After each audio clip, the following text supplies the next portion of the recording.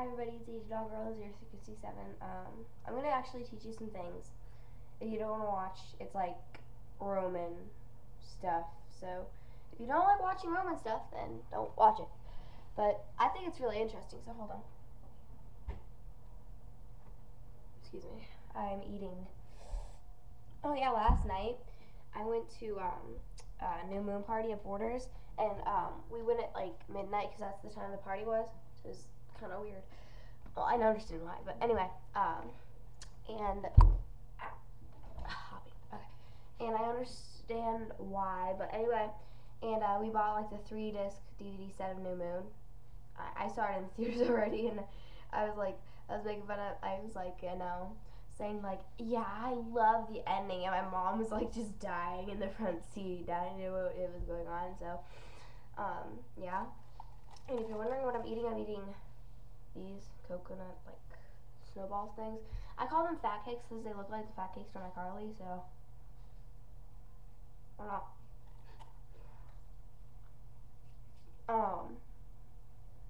And I got whipped cream all over my hands.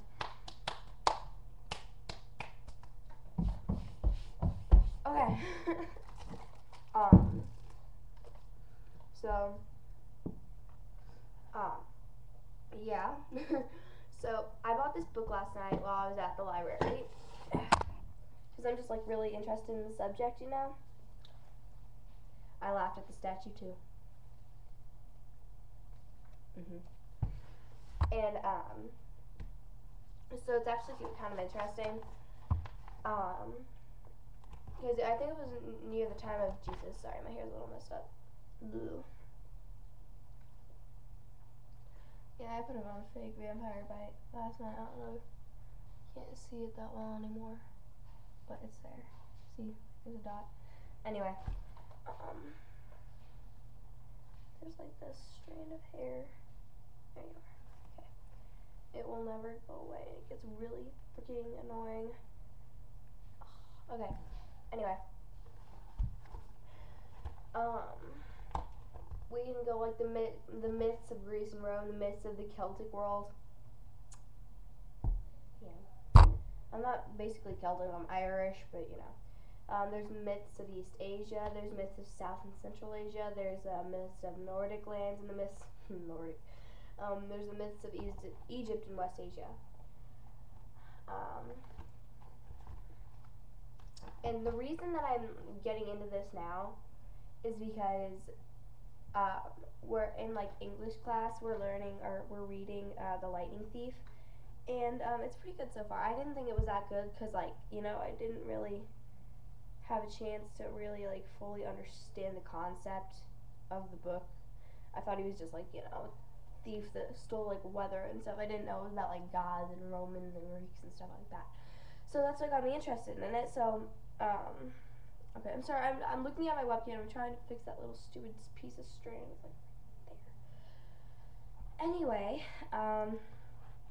yeah, so, and if you're wondering, everything is okay. I'm not gonna do any of those videos anymore. I feel relieved, actually. But anyway, I'm gonna do a few videos on the Roman stuff.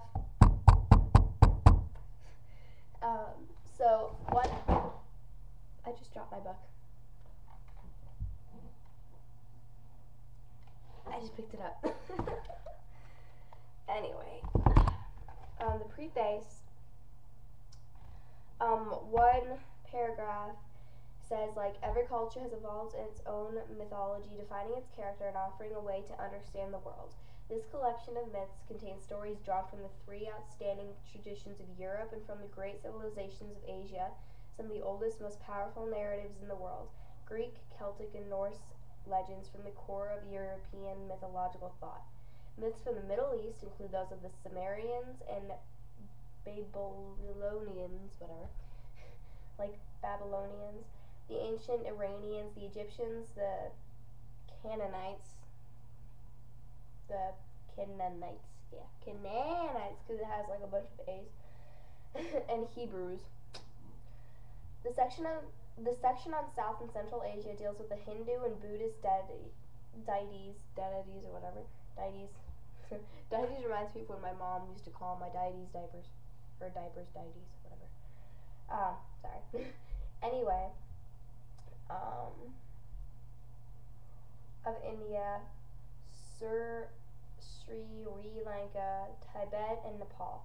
Taoist and Buddhist myths, the folk religion of China, the Shinto deities of Japan, and animist, like kind of like animal. Like when I was little, I used to say animal, or animal. Anyway, of animist and shamanistic religions practiced from Siberia to the Southeast Asian archipelago are included in the section on East Asia. So this is just explaining basically what the book is about, so it's like really not important, but if you want to know beforehand, then you can read that. It's a few pages long. The myths of Greece and Rome. And if you go here, it has maps and everything in it. It's a heavy book, but it has maps and everything. Like over here, there's a map of where some of the Roman gods were, and then up here shows where ancient Greece was, and all the Romans and gods lived in classic Italy, basically. And this is just an illustration of what some people think that they look like, with, you know, little naked baby angels, things like that. I never really understood, you know, naked babies. I really never got naked babies with wings, but they're like angels, so I think some of these pictures might have been in my textbook in my social studies. Whoa. Okay, we're not looking at that picture. Lovers of Zeus. I started on this page last night, but I didn't get to finish it, so like, now, I don't want to waste too much time, so I'm going to probably read about this paragraph right here, over here, and then I'm going to make another video, because I'm wasting a lot of time. So, a striking aspect of Greek mythology is the marital conflict between the two chief deities, Hera, an earth goddess, and her husband Zeus, supreme power on Olympus. One of the most amorous gods in mythology, Zeus loved countless women, and he courted them in as many forms, sometimes as a bull, as a satyr, as a swan, sometimes as a mortal man, and even in the form of a golden shower.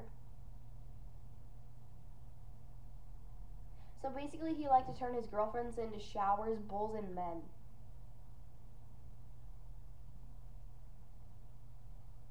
This is interesting.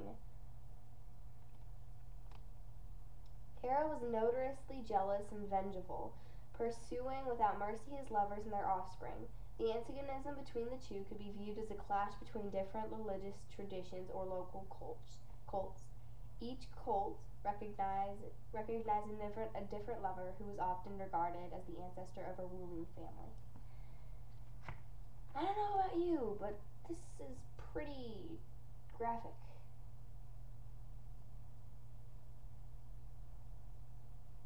Oh, sorry. There's a picture. God, it's nasty. Anyway, a lot to read here. Oopsies. So I'm gonna make another video. I'm gonna upload you right now. So yes.